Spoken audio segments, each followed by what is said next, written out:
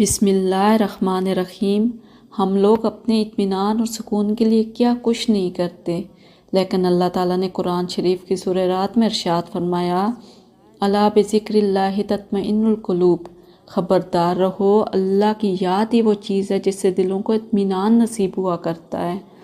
ہر انسان اپنی زندگی میں خوف اور پریشانیوں سے دوچار ہے۔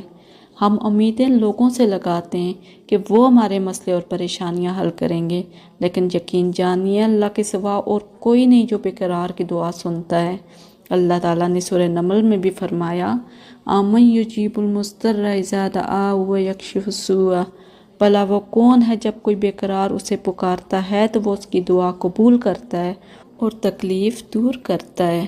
چلتے پھرتے اللہ کا ذکر اپنی زندگی کا مقصد بنا لیں۔